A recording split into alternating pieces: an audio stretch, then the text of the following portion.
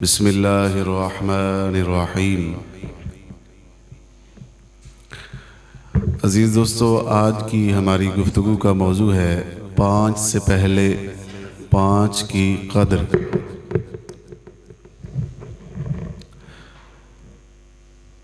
یہ ذہن میں رکھ لیں، ویسے تو ہر ایک کے علم میں ہے، لیکن یہ ہمیں بات یاد کرتے رہنا چاہیے کہ ہماری زندگی کا عرصہ بے حد مختصر ہے۔ جو وقت مل گیا سو مل گیا، آئندہ وقت ملنے کی امید یہ دھوکہ ہے۔ کیا معلوم آئندہ لمحے ہم موت سے ہم آغوش ہو چکے ہوں۔ تو اس لیے رحمت دو عالم نور مجسم صلی اللہ تعالی علیہ وسلم نے ہمیں مختلف مواقع پر اور مختلف احادیث میں ہمیں اپنی زندگی کی قدر کرنے کی ترغیب ارشاد فرمائی ہے۔ ایسے ہی ان احادیث میں سے ایک بہت ہی زبردست حدیث جو آج آپ سننے کی سعادت حاصل کریں گے، میرے کریم آقا صلی اللہ علیہ وسلم کا یہ فرمان ہے، اغتنم خمسا قبل خمس، کہ 5 چیزوں کو 5 سے پہلے غنیمت جانو، ان کی قدر کرو اور ان کا احترام کرو، ان کی بے قدری نہ کرنا۔ جو ان میں سے کسی کی بھی بے قدری کرے گا تو وہ پھر پچھتاتا رہ جائے گا۔ تو پھر پچھتائے کیا حوت جب چڑیاں چگ گئیں کھیت۔ تو ہمیں پچھتانے سے پہلے ان چیزوں کی قدر کر لینی چاہیے جو ہمیں کونین کے والی معلم کائنات، حضور سے بڑا موٹیویشنل کوئی نہیں ہے، حضور سے بڑا کائنات کا معلم کوئی نہیں ہے۔ تو انہوں نے یہ باتیں ہمیں ارشاد فرمائی ہیں۔ وہ کیا ہیں؟ ایک ایک بات اپنے دل کے گلدستے میں سجا لیں۔ سب سے پہلے حضور نے فرمایا، شبابک قبل حرمک، جوانی کو بڑھاپے سے پہلے غنیمت جانو، بڑھاپے سے پہلے جوانی کی قدر کرو۔ اب بڑھاپے سے پہلے جوانی کی قدر کیا ہے؟ کہ جس طرح ہم جوانی کو گزاریں تو وہ جوانی ہمارے لیے باعث حسرت نہ ہو بلکہ باعث رشک بن جائے، ہمارے لیے قابل فخر بن جائے، اور اللہ کی بارگاہ میں ہمیں مزید رب کے قریب کر دے، ایسے جوانی گزاری جائے۔ حضور سرور دو عالم صلی اللہ تعالی علیہ وسلم کا ارشاد ہے، وہ نوجوان اللہ کا بڑا پسندیدہ ہے جس کا دل مسجد میں لگا رہتا ہے۔ اس نوجوان کو اللہ بڑا پسند کرتا ہے جو اپنی جوانی اپنے رب کی اطاعت میں گزارتا ہے۔ بڑھاپے میں تو ہر کوئی کہتا ہے یار چلو اللہ اللہ کر لیتے ہیں، لیکن اصل جو بہار کے دن ہوتے ہیں، جوانی کے ایام، ان ایام میں اپنی زندگی کا رخ جو اپنے رب کی رضا کی طرف موڑ دیتا ہے، اللہ قیامت کے دن اس کو اپنے عرش کا سایہ عطا فرمائے گا۔ تو اس لیے بڑھاپے سے پہلے جوانی کی قدر۔ آج ہمارے نوجوان خاص طور پر بہت ہی زیادہ بے مقصد کاموں میں مشغول ہو کے رہ گئے ہیں۔ خاص طور پر سوشل میڈیا نے اور ڈالر کمانے کی ہوس نے، ایک شہرت پانے کی ہوس نے نوجوانوں کو پاگل بنا دیا ہے۔ اس ہوس میں نوجوان چھوٹے بڑے کا احترام بھول گئے، اچھی جگہ اور مقدس مقامات ان کا احترام بھول گئے۔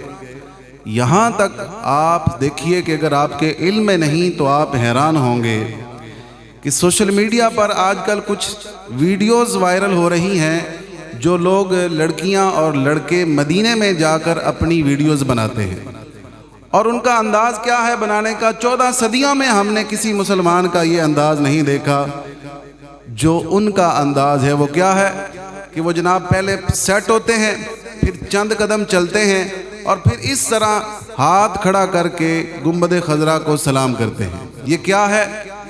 ویوز کمانے ہیں، ڈالر کمانے ہیں، شہرت حاصل کرنی ہے۔ ارے خدا کے بندے، سوچ تو لیتے کس جگہ پہ آئے ہو، پر تمہیں کیا پتا، تمہیں کیا قدر کہ تم کس جگہ پہ آئے ہو۔ جی قدر نبی دا ایک ہی جانن دنیا دار کمینے، قدر نبی دا جانن والے سونگے وچ مدینے۔ جی ان کو کیا پتا، حرم کی زمین اور قدم رکھ کے چلنا۔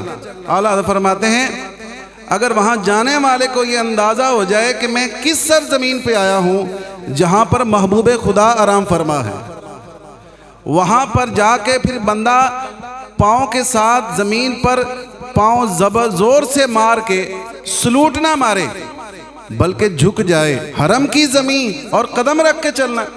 اعلیٰ فرماتے ہیں یہ زمین تو قدم رکھنے کے قابل نہیں، ارے سر کا موقع ہے او جانے والے، او جانے والے تجھے پتا ہوتا کہ تو کہاں آیا ہے جہاں جبریل بھی بے اجازت نہیں آتے۔ جی قدر والے جانتے ہیں قدر و شان اہل بیت، جہاں جبریل بھی، فرشتے بھی بغیر اجازت کے نہیں آتے، فرشتے بھی اللہ سے اجازت مانگتے ہیں پھر ان کو آنے کی اجازت دی جاتی ہے۔ یہ نوجوان کس بھول میں ہیں اور انہیں کس نے بہکا دیا کہ یہ گنبد خضرا کے سامنے اس طرح پوز بنا بنا کر اور جناب ایکشن بنا بنا کر مکین گنبد خضرا کے سامنے بے ادبی کے ساتھ حاضری دے رہے ہیں۔ اے کاش اس نوجوان نے اپنی زندگی کو غنیمت جانا ہوتا اور اس نے کچھ لمحے دین پڑھا ہوتا، کہیں سے کوئی عشق کا درس حاصل کیا ہوتا، عشق مصطفیٰ کی کچھ خیرات لی ہوتی، تو اس کو ویوز اور شہرت کے لیے گنبد خضرا کے سامنے ویڈیو نہ بنانی پڑتی بلکہ مکین گنبد خضرا کے سامنے اس طرح یہ سلام عرض کرتا جس طرح اعلیٰ حضرت نے سلام عرض کیا تو حضور نے جاگتی آنکھوں سے دیدار عطا فرما دیا۔ اللہ اکبر، بڑا دل رنجیدہ ہو جاتا ہے۔ تو اس لیے نوجوانوں، ہمیں اپنی جوانی کو غنیمت جاننا چاہیے اور بڑھاپے سے پہلے ہمیں ایسے کام کر لینے چاہیے کہ ہمیں بڑھاپے میں بھی اپنی جوانی پر فخر ہو۔ آج ایسے بوڑھوں کی بے شمار تعداد ہے جن کو اپنی جوانی پر افسوس ہے۔ کاش ہم اپنی جوانی اللہ اور اس کے رسول کے مطابق گزارتے، اللہ رسول کو راضی کرنے کے لیے گزارتے۔ کاش ہم اپنی جوانی میں یہ کر لیتے، کاش ہم اپنی جوانی میں یہ کر لیتے۔ تو آج آپ کو یہ درس دیا جا رہا ہے کہ بڑھاپے میں آپ کو کاش نہ کہنا پڑے بلکہ آپ فخر کر کے لوگوں کو بتائیں کہ ہاں میں نے جوانی اس طرح شاندار گزاری ہے۔ اور جوانی شاندار وہی ہے کہ جس سے ملک کا نام بھی روشن ہو، قوم کا نام بھی روشن ہو اور تمہارے دین کا نام بھی روشن ہو، ایسی جوانی گزارے۔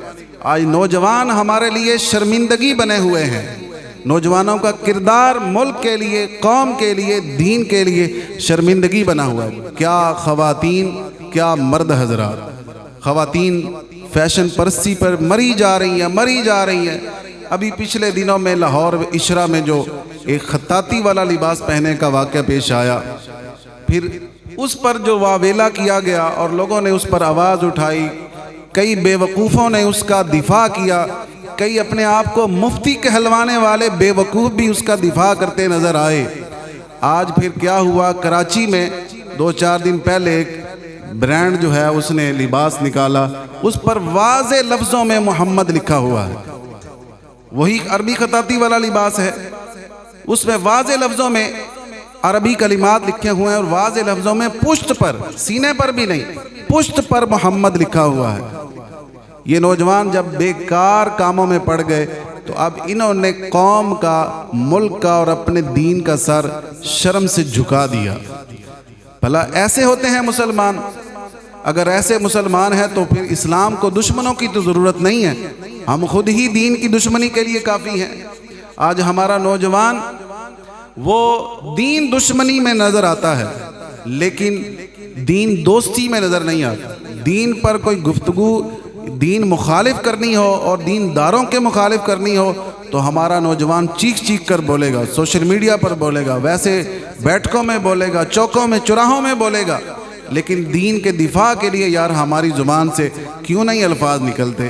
اس لیے کہ ہم نے دین سیکھا ہی نہیں۔ ہمیں دین کی قدر ہی نہیں ہے۔ تو بہرحال المختصر یہ ہے کہ ہمیں اپنی جوانی کی قدر کرنی چاہیے، اور میں نے عرض کیا کہ ایسے قدر کریں کہ جس طرح ہمارے بزرگان دین نے اپنی زندگی اور اپنی جوانیاں گزاری ہیں۔ اگر آپ کو سیکھنا ہے کہ نوجوان کیسا ہونا چاہیے تو آپ سیدنا امام حسین رضی اللہ تعالیٰ عنہ کی سیرت کو پڑھیں، سیدنا امام حسن رضی اللہ تعالیٰ عنہ کی سیرت کو پڑھیں، صحابہ اکرام کی جوانیاں کیسی تھی ان کی سیرت کو پڑھیں، تو انشاءاللہ اپنی زندگی کے اور خاص طور پر جوانی کے جو لمحات ہیں انشاءاللہ ان کو ہم حسین بنانے میں کامیاب ہو جائیں گے۔ پھر دوسری چیز سرکار دو عالم صلی اللہ علیہ وسلم نے فرمایا وَصِحَّتَكَ قَبْلَ سَقَمِكَ، فرمایا اپنی صحت کو بیماری سے پہلے غنیمت جانا۔ جب بندہ جوان ہوتا ہے تو اگر کوئی بیماری ہو بھی تو بندہ اس کا دفاع کر لیتا ہے، اس کا مقابلہ کرتا ہے اور اس کے ساتھ ڈٹ کر کھڑا ہو جاتا ہے، اپنے آپ کو جھکنے نہیں دیتا۔ لیکن جیسے جیسے بندے کی عمر بڑھتی جاتی ہے بندے کا جو دفاعی نظام ہے وہ بھی کمزور ہوتا جاتا ہے اور اس کے اندر بیماریوں سے لڑنے کی جو طاقت ہے وہ کم ہو جاتی ہے۔ تو ہمیں اپنی زندگی کے لمحات کو اس طرح جو ہے وہ بنانا چاہیے، محفوظ بنانا چاہیے کہ جب تک ہماری صحت ہے اللہ تعالیٰ نے ہمیں بیماریوں سے محفوظ رکھا ہے تو ہم اس کو غنیمت جانیں۔ آج نوجوان ہیں ہم، آج ہماری صحت اچھی ہے تو آج ہم اللہ کو راضی کرنے کے لیے لمبے لمبے سجدے کر سکتے ہیں، لمبے لمبے قیام کر سکتے ہیں، 2 4 پارے تلاوت قرآن کر سکتے ہیں، لیکن نہیں کرتے۔ لیکن جب آپ بوڑھے ہو جائیں گے، بال بچوں والے ہو جائیں گے، پھر دل کرے گا یار قرآن پڑھ لیں، پھر دل کرے گا یار 20 رکعت تراویح ہے پڑھ لیں، گھر میں بھی تو فارغ ہی بیٹھنا ہے، پھر دل کرے گا یار آج طاق رات ہے، آج جاگ کر عبادت کر لیتے ہیں، آج شب برات ہے، آج شب معراج ہے، آج صلاۃ و تسبیح پڑھ لیتے ہیں۔ لیکن آپ کی کمر آپ کا ساتھ نہیں دے گی، آپ کے گھٹنے آپ کا ساتھ نہیں دیں گے، آپ کی طبیعت ساتھ نہیں دے گی، بلڈ پریشر کا مرض آ جائے گا، شوگر کا مرض آ جائے گا اور جوڑوں کا درد آ جائے گا۔ کیوں نہ ہم اپنی صحت کو غنیمت جانیں اور اپنی صحت سے فائدہ اٹھاتے ہوئے اپنے رب کو راضی کرنے والے کام کر جائیں کہ تاکہ بڑھاپے میں ہمیں حسرت نہ ہو کاش عبادت کر سکتے۔ پھر بندہ مطمئن ہوگا کہ یار جب تک میں کر سکتا تھا تب تک تو میں نے اپنی پوری کوشش کی ہے نا، اب بیماری آ گئی تو یہ رب کی رضا ہے، اب جتنا ہو سکتا ہے کرتے جائیں، اب پچھتانے کی ضرورت نہیں پڑے گی۔ تو اپنی صحت کو اپنی بیماری سے پہلے غنیمت جانیں۔ تیسرے نمبر پر فرمایا وَغِنَاكَ قَبْلَ فَقْرِكَ، اور مالداری کو تنگ دستی سے پہلے غنیمت جانا۔ میں نے بہت سارے نوجوانوں کو اس طرح بھی دیکھا ہے کہ جب شادی نہیں ہوئی تھی اچھا کماتے تھے اور اچھا اڑاتے تھے، لیکن جب ذمہ داریاں آئیں تو اب یہ کہ وہ جو کمایا تھا وہ تو اڑا دیا۔ تو اب جب ذمہ داریاں آئیں تو اب ان کو بھی پورا کرنے کے لیے وہ جو اخراجات ہیں وہ کم پڑ رہے ہیں، ان کے لیے بھی پیسے کم پڑ رہے ہیں۔ تو وجہ کیا ہے کہ ہم نے اپنی مالداری کی قدر نہیں کی۔ اللہ نے مال دیا لیکن ہم نے اس کو عیاشیوں کی نظر کر دیا، اللہ تعالیٰ نے مال دیا ہم نے اس کو فضولیات کی نظر کر دیا۔ تو اسی طرح اگر شادی کے بعد بھی آپ کے حالات اچھے ہیں تو پھر وہاں خرچ کریں جہاں پر شرعاً خرچ کرنا ضروری اور جائز ہو، اخلاقاً خرچ کرنا ضروری اور جائز ہو۔ اگر وہاں خرچ کرنا فضول خرچی کے زمرے میں آتا ہے، اسراف کے خرچے میں آتا ہے اور شریعت کے مخالف خرچ کرنے کے زمرے میں آتا ہے تو پھر وہاں سے رک جائیں، اپنے مال کی قدر کریں، چاہے اللہ نے آپ کو کروڑوں کیوں نہیں دیا ہوا، اس کی قدر کریں، فضول کاموں میں نہ اس کو ضائع کریں۔ آج کل دیکھا جاتا ہے کوئی بھی ایونٹ ہو، ابھی بسنت گزری ہے، مسلمانوں نے کروڑوں روپیہ اپنا اس میں خرچ کیا۔ اسی طرح کوئی بھی تہوار آ جاتا ہے، ہم کروڑوں روپیہ اربوں روپیہ ہماری قوم کا فضولیات کی نظر ہو جاتا ہے۔ اگر ہم اس کی قدر کریں اور وہاں خرچ کریں جہاں خرچ کرنے سے اللہ بھی راضی ہو، اس کا رسول بھی راضی ہو اور جائز بھی ہو خرچ کرنا، تو انشاءاللہ ہمارا مال بھی محفوظ رہے گا، مال کی قدر بھی ہوگی، ضرورت مندوں کی ضرورت بھی پوری ہوگی، اللہ فقر کو دور کرے گا اور خوشحالی عطا فرمائے گا۔ اور चौथे नंबर पर हुजूर ने फरमाया वहयातक वफरागक क़ब्ल शुग़लिक, वफरागक क़ब्ल शुग़लिक, फरमाया कि फुर्सत को मशगूलियत से पहले गनीमत जानो। यानी जब आपके पास टाइम है और आप फारिग हैं तो इस फरागत को मशगूलियत से पहले गनीमत जानो।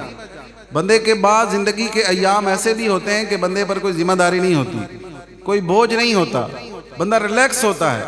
तो ये जो अय्याम होते हैं इनको हमें गनीमत जानना चाहिए। और गनीमत वक्त वही है, अनमोल वक्त वही है जो बंदे का अल्लाह और उसके रसूल की इताअत में गुजर जाए। मैं आपको हज़रत सैयदना अली अल मुर्तज़ा शेर खुदा करमल्लाहु ताला वजहुल करीम का एक फरमान सुना दूं। आप फरमाते हैं लोगों, ये जो ज़िंदगी के तुम्हारे अय्याम हैं ये खाली सफ़े हैं। ये क्या हैं? खाली सफ़े हैं। फरमाया इनको अच्छे आमाल से जीनत बख्शो।